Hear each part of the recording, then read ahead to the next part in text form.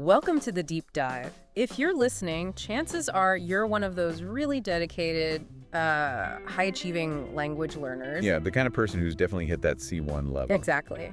You, our listener, you've probably got this down on paper.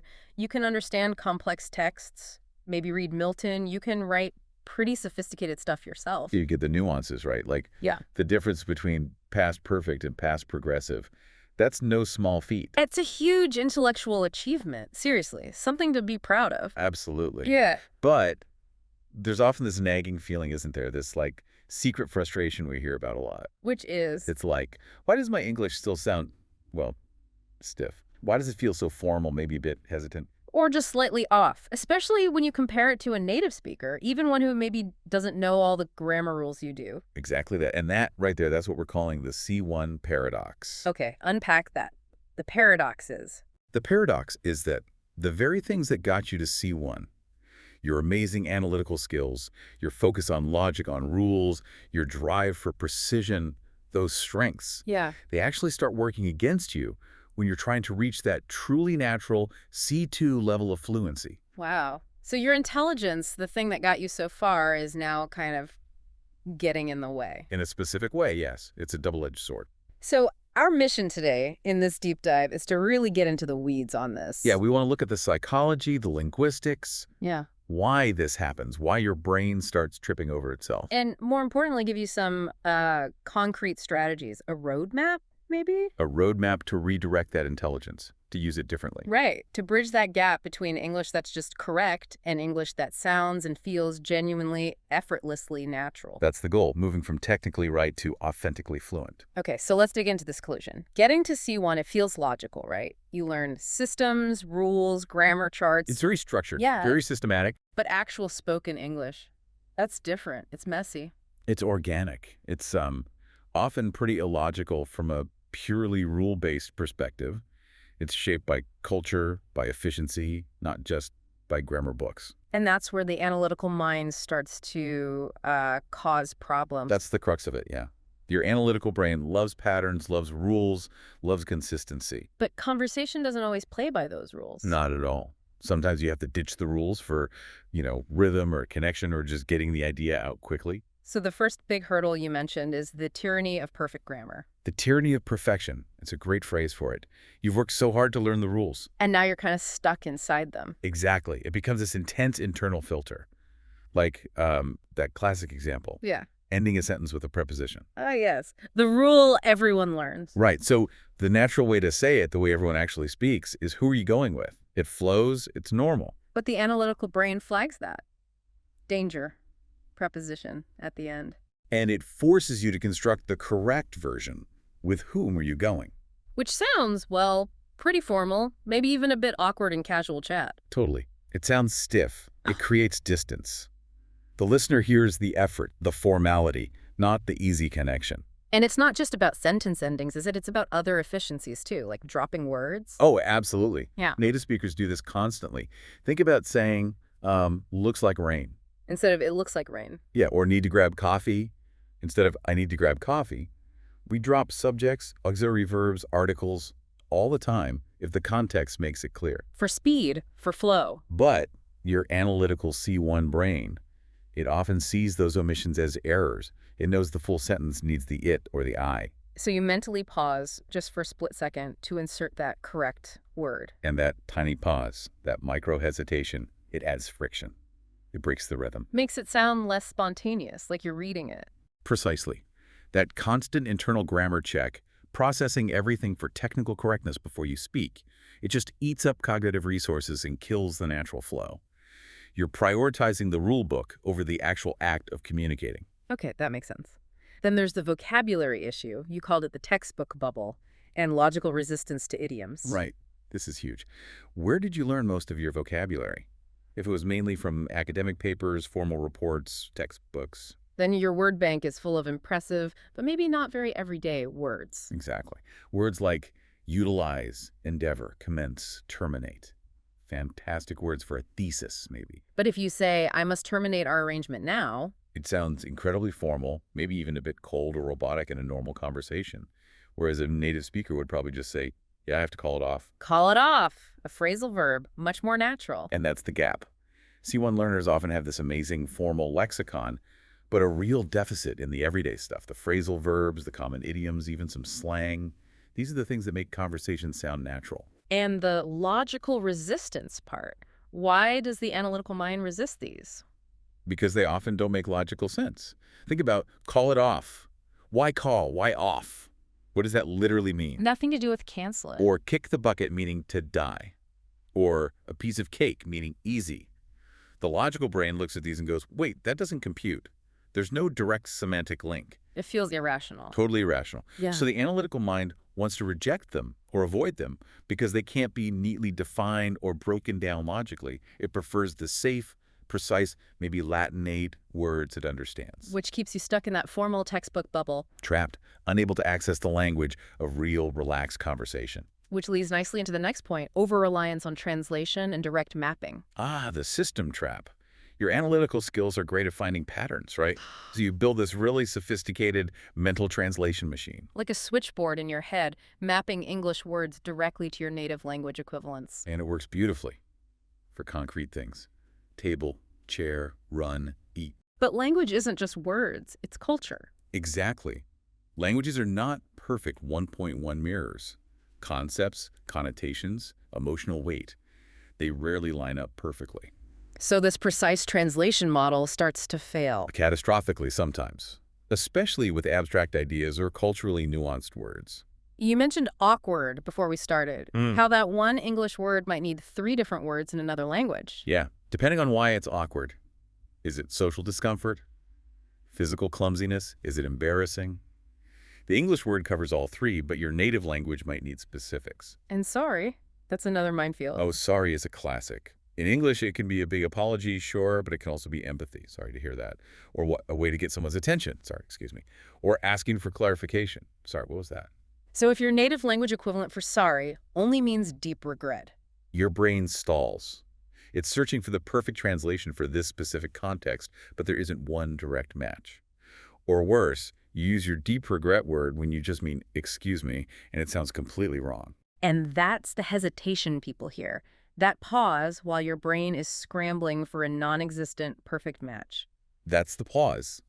It looks like poor fluency, but it's actually the analytical translation system hitting a wall because languages just don't map perfectly. It defaults to maybe a longer, clumsier explanation because the quick, natural word is locked behind cultural nuance. Precisely. The system is built for precision, and when precision fails, it hesitates. Okay, finally, let's talk about the mental side, the pressure, the performance paradox, and cognitive overload. Yeah, this is crucial. Highly intelligent people, the kind who reach C1, they're often very self-aware. Used to being competent, used to succeeding. Exactly. And they often absolutely hate feeling incompetent. So when they speak a second language, It feels less like communicating and more like a test, a performance. a performance where they have to prove they're still intelligent, but this time in English, it's not just about getting the message across, it's about sounding smart while doing it. So their brain is doing 2 jobs at once, talking and managing its own image. At least 2. Let's think about cognitive load, working memory. For a native speaker, basic sentence construction is automatic. It's procedural. Like riding a bike. You don't think about the steps. Right. But for the C1 learner, the analytical part of the brain, the prefrontal cortex, is still heavily involved in just building the sentence. And then you add this performance monitor on top. You overload the system completely. The brain is now juggling. 1, find the word. 2, check the grammar, that tyranny of perfection again. 3, watch the listener's face. Do they understand? Am I confusing them? 4, judge your own accent, your word choice. Did that sound stupid? Was that the best word? Wow, that's a lot. It's way too much. This constant internal monitoring, this self-critique, it consumes all the available bandwidth. The mind is so busy thinking about the language, it can't just think in the language. And that causes the exact thing you're afraid of, the hesitation, the fumbling, the awkwardness. It's a vicious cycle. The fear of sounding bad makes you monitor yourself intensely, which overloads your brain, which makes you sound bad. The performance anxiety fulfills its own prophecy. Okay, these concepts are powerful, but let's make them really concrete. We need stories of real people who hit this wall. Right, because the breakthrough isn't usually about learning more grammar. It's about changing how you think about the language. So first up, Anya, the software architect from Poland.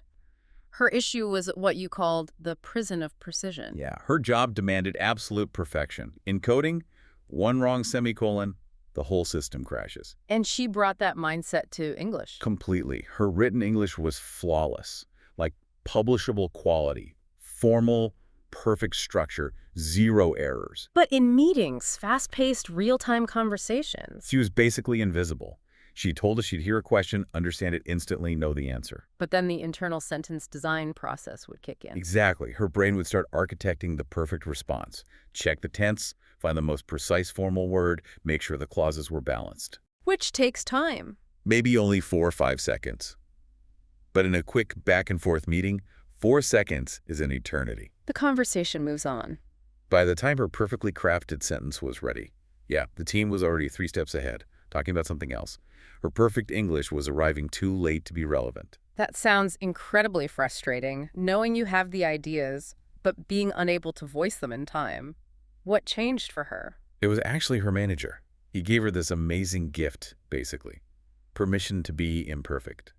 How did he phrase it? Something like, Anya, your ideas are brilliant, but I need them now, not 5 minutes from now. I didn't hire you for perfect grammar. I hired you for your brain. Give me a messy idea right away over a perfect one when it's too late. Speed matters more here. Wow. Shifting the goal from accuracy to impact. That was the key.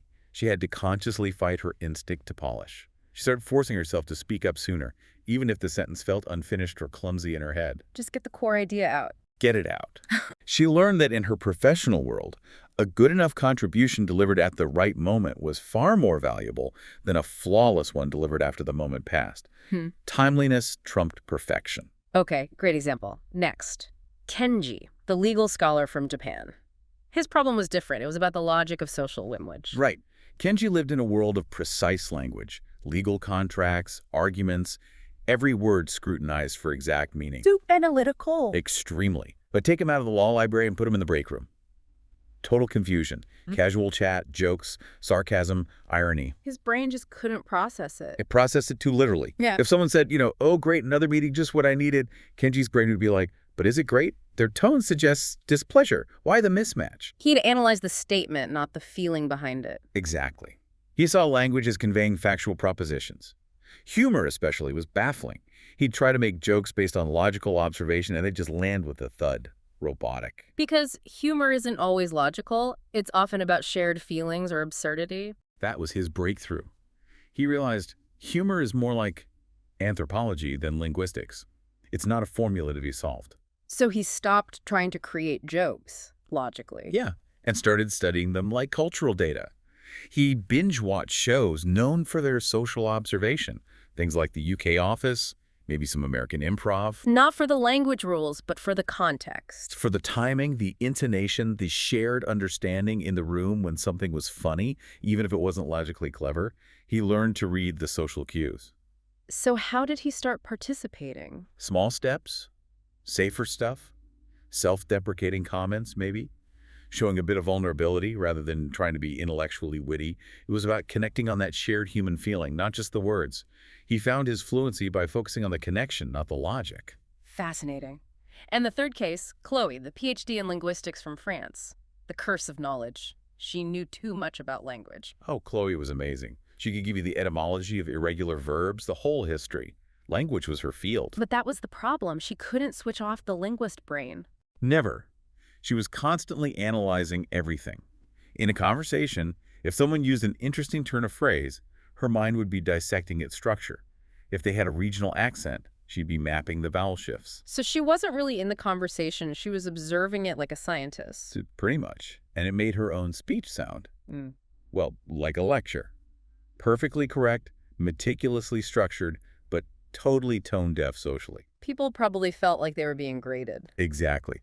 The performance anxiety for her wasn't just about making mistakes. It was about upholding this standard of linguistic perfection and analysis in every single sentence. The cognitive load must have been immense. So what was her breakthrough? How do you stop analyzing when analysis is your entire profession? It took a really conscious effort. She called it mindful speaking. She had to actively decide, before a social interaction, to put her linguist hat on the shelf. Mentally separate the academic self from the social self. Yes. Her only goal in those moments became connection. Forget the form, focus entirely on the person, the meaning, the feeling. Did she have to force herself to use simpler language? She gave herself permission to. Permission to be simple, conversational, even technically incorrect sometimes, if it helped the conversation flow and built rapport. That must have felt strange for a linguist. Hugely strange, but she had this profound realization. She only truly connected with people, only became a real communicator when she stopped acting like a linguist and just talked. She had to trust that all the knowledge was in there without needing to constantly police it. Okay, those stories really highlight the core idea. Yeah. You don't need to get dumber to sound more natural. You need to use your intelligence differently. Exactly. Shift from being an analyst, dissecting the language from the outside, to being an acquirer, absorbing its natural flow from the inside. So strategy number 1, prioritize chunk learning over word learning. Right. Your analytical brain loves neat little boxes, individual words with clear definitions. It's easier to categorize. But we've established native speakers don't really think word by word. No, we think in chunks. Pre-assembled phrases, make a commitment, run a business, drive me crazy, pulling your leg. These aren't built from scratch each time. They're retrieved as a single unit, like a keyboard shortcut. Perfect analogy. Instead of typing out the same 5 commands every time, you hit one key combo. That's what chunks do for fluency. So trying to assemble I am going to make a commitment involves retrieving, 7 items plus grammar checks? Loads of processing. But retrieving the chunk, make a commitment, is just one operation.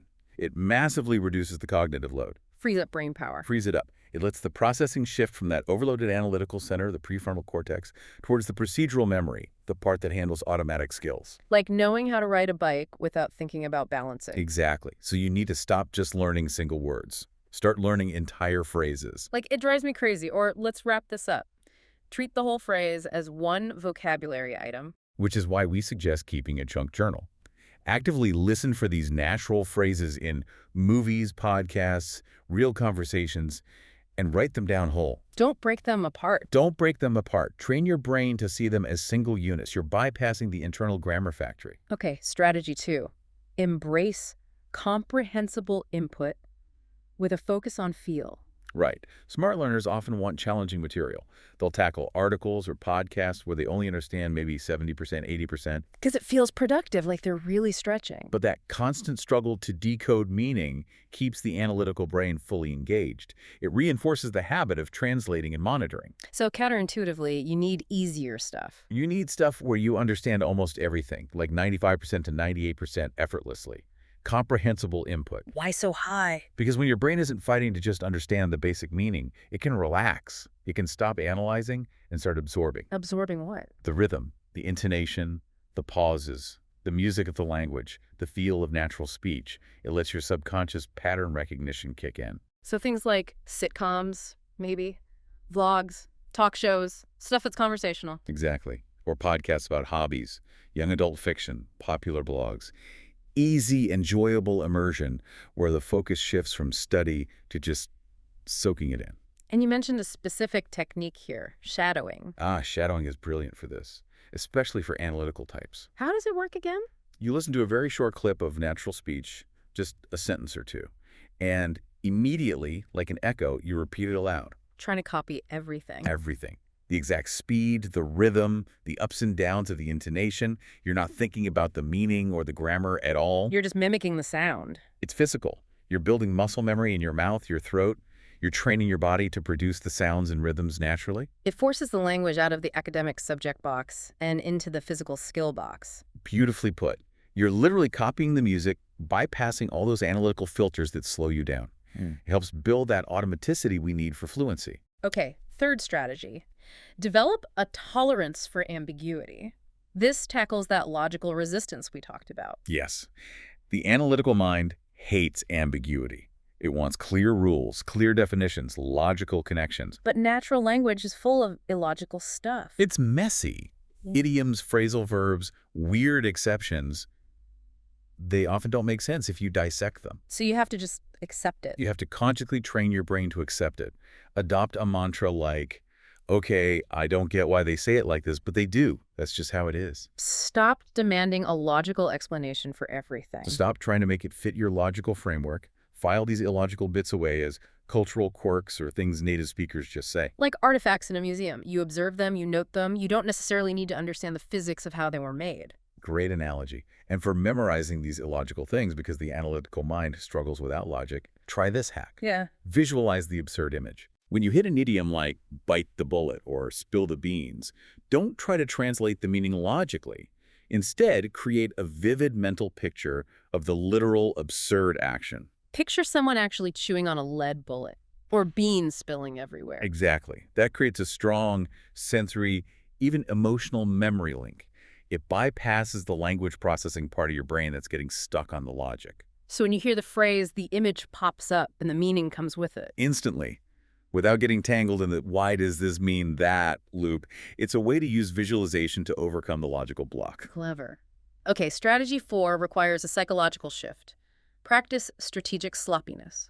This is about giving yourself permission to fail, or rather, permission to be imperfect. Because that fear of making mistakes, the performance anxiety, is a major fluency killer for smart people. Huge. If your goal is always 100% grammatical accuracy, you'll hesitate, you'll filter, you'll speak less, your fluency stays low. So you need to change the goal. Change the metric. Your primary goal in conversation needs to shift from perfect accuracy to effective communication and connection. You mentioned the 80% rule. Yeah. Aim to get your message across with, say, 80% accuracy, but do it smoothly and consistently 100% of the time you need to speak. Rather than striving for 100% accuracy but only managing to speak 20% of the time because you're overthinking. Exactly. Prioritize flow. Prioritize getting the idea out there over absolute grammatical perfection in every single sentence. How do you practice this sloppiness safely? Find low-stakes situations, a language exchange partner, a casual chat group, and explicitly state your goal. Tell them, look, today I'm focusing on speaking more fluently, more spontaneously. Please don't correct every little error. Just let me know if you genuinely don't understand what I'm trying to say. So the feedback loop changes. You're getting rewarded for flow, not just correctness. Precisely. It lowers the pressure, quiets that internal critic, and trains your brain to value forward momentum in conversation. Okay, final strategy. We're not telling people to stop being analytical, right? We're saying redirect it.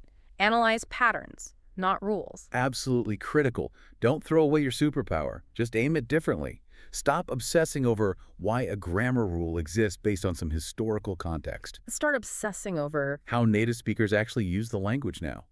Become an empirical linguist of everyday speech. Use your analytical skills to find the real-world patterns. So instead of memorizing abstract rules about, say, present perfect versus simple past, Ask yourself, okay, in what specific situations did I hear native speakers use the present perfect today? When did they use the simple past? Then go find examples. Collect data, watch shows, listen to podcasts, read blogs, gather 20, 50 real examples. and look for the pattern yourself. Look for the pattern in the usage data.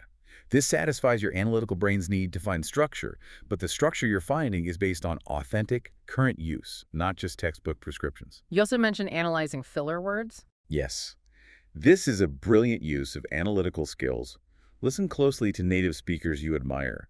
What fillers do they use? Like, sort of. And how do they use them? Not just randomly. Exactly.